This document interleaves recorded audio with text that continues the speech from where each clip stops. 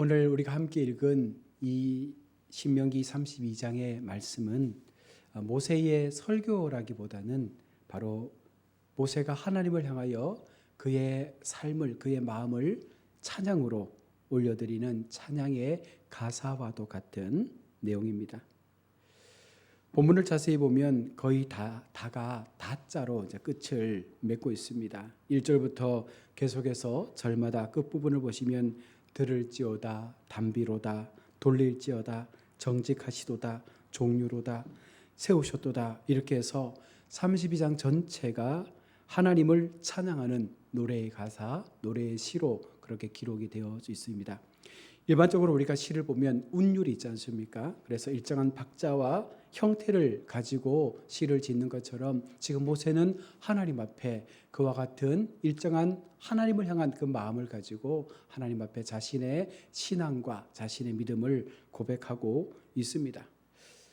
그런데 오늘 모세가 이와 같은 하나님을 찬양하면서 그의 마음 가운데 한 가지 고민이 있었습니다. 모세가 죽으면 과연 이스라엘 백성들이 하나님을 잘 섬길까?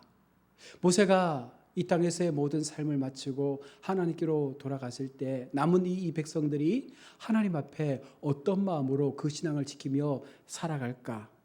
이스라엘 백성들이 다시금 과거의 모습으로 돌아가 이방 신들을 섬기며 타락하게 될까 봐 안심이 안 되었는지 바로 오늘 하나님을 찬양하는 노래를 만들어서 이스라엘 백성들로 하여금 이것을 부르도록 한 것입니다. 우리가 목사님의 설교를 통해서 은혜를 받기도 하지만 찬양을 통해서도 우리가 많은 은혜를 받지 않습니까? 그 찬양의 가사 속에 담겨 있는 곡조와 멜로디를 통해서 우리가 우리 마음 가운데 하나님의 위로를 받기도 합니다. 찬양에 담긴 가사, 그 곡조가 우리의 신앙의 고백이 될 수가 있고 또한 그것을 통하여 우리의 말씀을 더욱더 든든하게 세워갈 수 있는, 우리의 믿음을 더욱더 온전하게 세워갈 수 있는 그와 같은 도구로도 이 찬양이 사용되어지는 것입니다. 그래서 예배 속에 찬양이 포함되어지는 것이고 정말 기도가 안 될 때는 하나님을 향하여 우리가 찬양하며 계속해서 우리의 마음이 열려지도록 하나님 앞에 그 마음을 고백하기도 하는 것입니다. 그래서 모세는 오늘 이 찬양의 가사를 지어서 이스라엘 백성들이 가나안 땅에 들어가서도 하나님의 은혜를 잊지 않고 계속해서 하나님을 기억하며 하나님을 바라보며 살기를 원하는 마음에서 이와 같은 곡조 있는 시를 하나님 앞에 지었고 이것을 이스라엘 백성들이 날마다 부르며 하나님을 바라보는 삶을 살기를 원했던 것입니다. 이렇게 모세가 찬양을 지어주며 믿음이 내려갈 때, 힘들 때, 연약한 삶으로 우리의 환경이 휩싸일 때 찬양을 부르며 하나님만을 바라보라고, 하나님만을 바라보며 그 믿음을 지키라고 말했음에도 불구하고 후에 이스라엘 백성들은요 하나님을 바라보지 않는 삶을 살게 됩니다. 아마도 모세가 지어준 이 찬양의 가사들도 다 잊은 채 또 세상의 연락에 빠져서 세상의 수많은 우상 앞에서 그 믿음들이 점점 더 약해져가는 삶을 살았습니다. 성도에게 하나님을 바라는 신앙은요 정말로 중요한 부분이죠. 내가 무엇을 바라보느냐, 내가 무엇을 바라보며 나의 인생의 삶의 기준을 삼느냐가 어쩌면 우리의 삶의 목적이 될 수 있는 것인데 지금 이스라엘 공동체는요 모세가 떠난 이후에 그들의 삶에 윤택함이 들어오게 되고 또 그들의 삶에 세상에 많은 화려했던 가난의 문화들이 그들의 시각 가운데 들어오게 됐을 때 하나님을 믿었던, 하나님을 노래했던 그 시간들을 점점 잊어버리고 이제는 가난의 문화와 가난의 그 흥미로운 것들에 마음을 빼앗기고 가난의 많은 우상들을 그들의 삶으로 받아들이기 시작한 것입니다. 성도에게 하나님을 바라보는 신앙은 정말로 그 성도가 마지막까지 이 믿음을 지킬 수 있는 가장 중요한 요소가 됨에도 불구하고 이스라엘 백성들은 그것을 놓쳐버린 것입니다.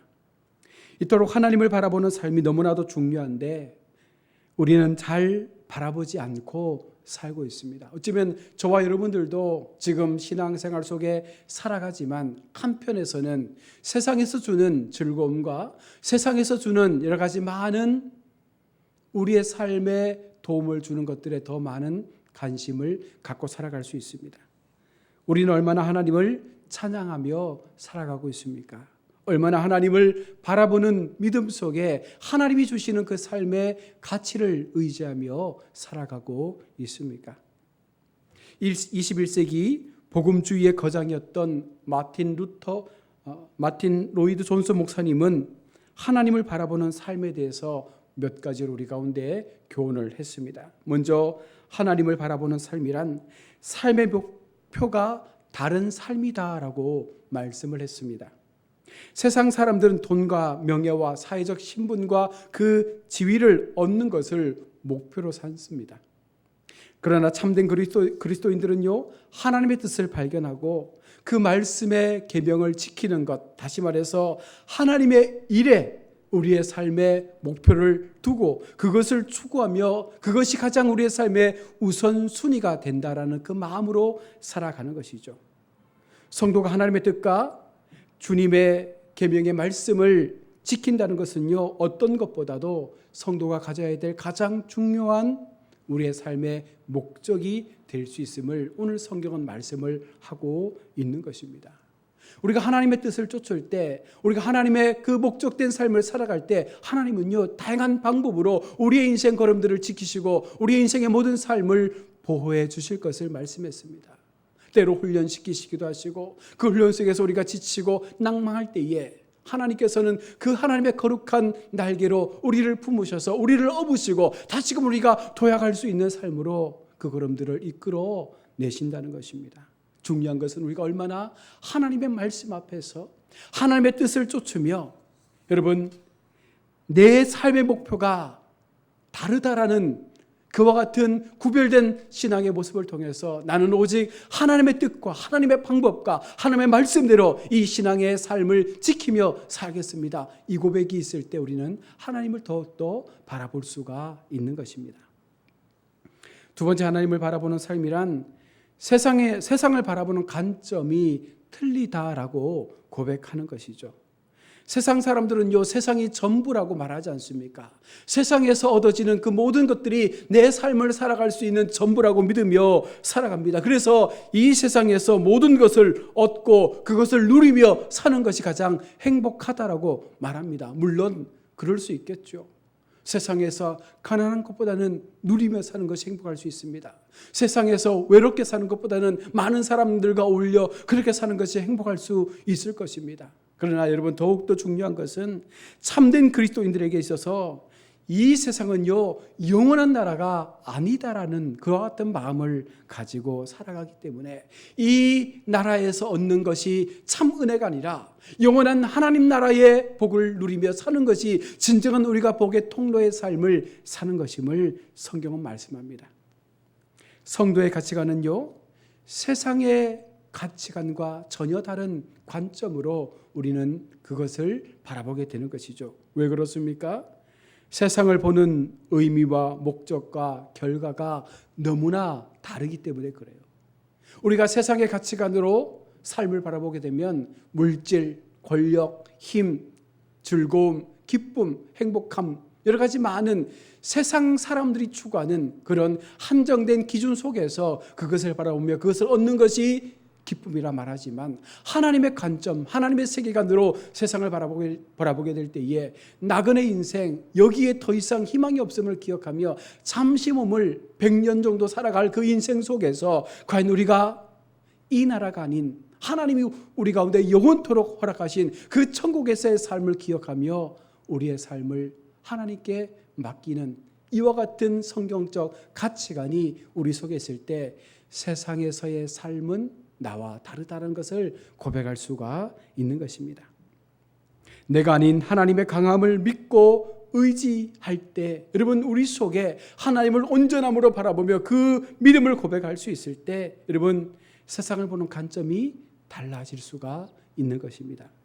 세 번째로, 하나님을 바라보는 삶이란 자신을 보는 관점이 틀리다고 말하는 거예요. 내가 내 자신을 바라볼 때에 얼마나 내가 연약하고 부족한 존재인지를 깨닫게 되는 것입니다. 세상 사람들은요, 자기의 능력을 확신합니다. 내가 가지고 있는 힘과 내가 가지고 있는 능력들에 대하여 과신할 때가 많습니다. 내가 마음먹으면 무언가 해낼 수 있다고 믿습니다. 모든 것을 할 수 있다고 생각하며 그 삶을 살아갑니다. 그러나 참된 그리스도인들은요, 자신의 한계를 인식하게 되고 하나님의 도우심이 아니면 아무것도 아닌 나의 모습을 발견하게 된다는 것입니다. 하나님만을 바라보고 하나님만을 의지하는 것이 가장 안전한 삶임을 늘 고백하며 하나님을 바라보게 되는 것이죠. 요즘 튀르키예 지진으로 계속해서 언론에서 많은 사상자가 났음을 이야기합니다. 자연의 그 재앙 앞에서 도시 전체가 무너지는 것을 보게 됩니다. 여러분, 이것이 우리가 현재 살아가고 있는 이 세상에서의 삶의 모습이죠.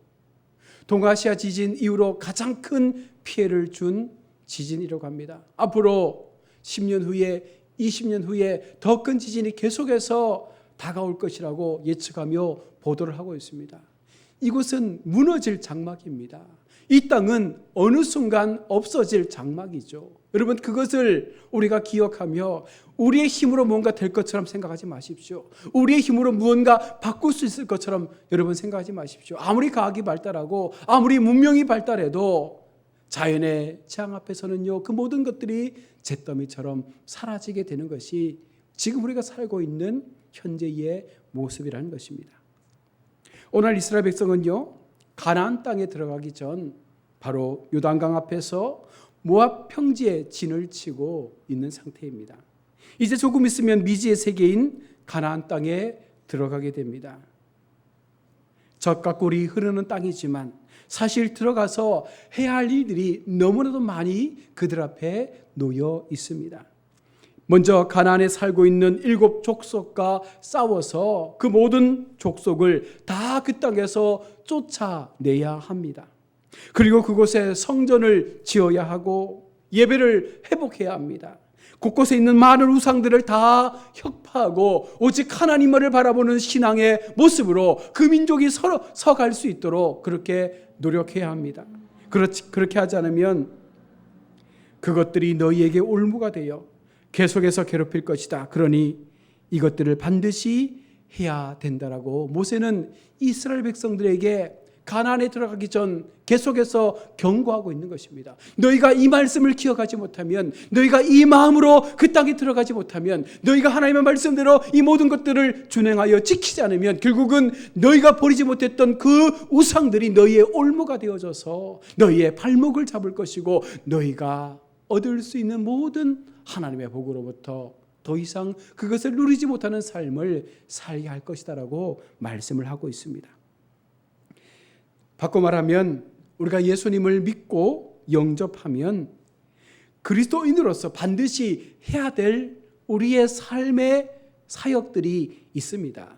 우선 예수님을 믿기 전에 나를 다스렸던 그 마귀 사단의 그 권세로부터 우리가 싸워야 하죠. 마귀가 우리가 하나님의 백성으로 돌아가려고 했을 때에 얼마나 그것을 강력하게 막는지 몰라요. 가족을 통해서, 환경을 통해서, 건강을 통해서, 여러 가지 많은 상황을 통해서 하나님께 돌아가지 못하도록 계속해서 우리와 영적 싸움을 행합니다. 그럴 때 우리가 여러분 그것을 강력하게 말씀으로, 믿음으로 깨트려 더 이상 우리가 하나님의 자녀지 마귀의 자녀가 아님을 고백하며 그 모든 것들을, 내가 과거에 가졌던 모든 것들을 떨쳐버릴 때, 여러분 그럴 때 우리의 믿음이 더욱더 강하게 회복되는 것입니다. 또한 삶의 예배를 회복해야 되죠. 더 이상 사단을, 마귀를 섬기는 그런 모습이 아니라 이제는 하나님만을 섬기는, 하나님만이 나의 유일한 예배의 대상이 될 수 있음을 기억하며 참 예배자의 삶으로 하나님 앞에 서고자 하는 그와 같은 믿음의 훈련들을 감당해야 합니다. 또한 우리가 알고 모르게 섬겼던 수많은 우상들을 다 버려야 되겠죠. 돈이 우상이었으면 그 우상을 버려야 합니다. 출세와 성공이 우상이었다면 그것을 다 버리고 온전히 하나님 앞에 그 삶을 정말 영적 가난함으로 하나님 앞에 세워가야 하는 것입니다. 이렇게 그리스도인으로 철저한 싸움을 해야 최후의 승리를 얻을 수 있음을 성경은 말씀을 하고 있습니다. 여러분, 그런데 우리가 이와 같은 영적 싸움을 하는데 얼마나 그 삶이 외롭고 힘들겠습니까? 우리를 강하게 붙잡고 우리를 강하게 하나님의 백성 되지 못하도록 마귀가 계속해서 우리의 발목을 잡고 있는데 그와 같은 영적 싸움을 한다는 것은 얼마나 힘들고 외롭겠습니까? 그래서 그럴 때마다 하나님을 찬양하며 주님을 바라보며 그 믿음이 약해지지 않도록 끝까지 하나님을 붙잡는 신앙의 삶을 살아갈 것을 모세는 이스라엘 백성들에게 말하고 있는 것이죠. 아니, 오늘 우리에게 그렇게 살아가야 된다라고 말씀을 하고 있는 것입니다. 주님을 바라보기만 하면 10절 하반절의 말씀을 보십시오. 우리를 호위하시며 보호하시며 하나님의 눈동자와 같이 우리를 지켜주실 것임을 말씀하고 있습니다. 사람의 몸 중에서 가장 민감한 부분이 눈동자죠. 그리고 그 눈동자가 가장 안전한 장소이기도 합니다. 티끌 하나만 눈 속에 들어가도 그것을 빼려고 우리는 계속해서 안대를 합니다. 바람만 불어도 눈동자에 먼지가 들어가지 않을까 눈을 크게 뜨지도 않습니다. 눈은요, 외부의 침입으로부터 눈동자를 보호하기 위해서 반사적으로 움직입니다. 지금 하나님은요, 하나님을 바라보고 하나님을 신뢰하는 그와 같은 백성들에게 눈동자와 같이 우리를 보호하여 주시겠다. 시시때때로 그 눈 깜빡할 사이에 그와 같은 찰나의 순간에도 하나님은 우리를 지키시고 보호해 주시겠다라고 약속하고 있는 것입니다. 이렇게 우리가 하나님을 바라보고 오직 주님만을 바라보기만 하면 하나님께서는요, 우리를 주님의 눈동자와 같이 지켜주시겠다 약속을 하고 있습니다. 11절의 막지 독수리가 자기의 보금자리를 어지럽게 하며 자기 위에 새끼 위에 너풀거리며 그의 날개를 펴서 새끼를 받으며 그의 날개 위에 그를 엎는 것 같이 우리를 훈련의 과정 속에서 때로는 그 높은 둥지에서 그 새끼를 떨어뜨리지만 그러나 그 날개짓을 퍼부덕거리며 살려고 애쓰는 그 새끼 독수리가 땅에 떨어지기 전에 다시금 어미 독수리가 그 새끼를 등에 업고 올라가서 그를 안전하게 지키는 것처럼 하나님께서는요, 우리가 하나님만을 바라볼 때 결코 우리가 땅에 곤두박질 치도록 그냥 그렇게 버려두지 않는다는 것입니다. 여호와께서 콜로그를 인도하셨고 그와 함께한 다른 신이 없었다라고 12절은 말씀합니다. 오직 하나님만이 우리와 함께 하셨고 오직 하나님만이 우리를 버리지 아니하시는 유일한 나의 하나님이 되셨음을 말씀합니다. 사랑하는 우리 성도 여러분, 우리의 신앙 속에 내가 바라보는 것이 무엇입니까? 내가 바라보는 것이 나의 삶의 가장 소중한 것이 됩니다. 내가 바라보는 것이 나의 삶의 가장 중요한 기준이 되는 것입니다. 그래서 그리스도인은, 그래서 성도된 우리는 하나님을 바라보는 것입니다. 왜입니까? 하나님이 나의 삶의 가장 중요한 부분이기 때문에, 하나님이 나의 삶의 가장 중요한 가치가 되기 때문에 우리는 그분을 바라보고 나의 삶의 주인으로 삼게 됩니다. 그러면 하나님은 우리를 향하여 더 놀라운 은혜로, 더 놀라운 주님의 그 손길로 우리를 붙잡으셔서 더 이상 세상 앞에 우리가 무너지지 않도록, 더 이상 우리가 세상의 그 유혹 앞에 우리의 믿음이 무너지지 않도록 우리를 지키시고 우리를 도우시고 우리를 보호하시는 하나님이 되어주실 것이라고 분명히 약속하고 있는 것입니다.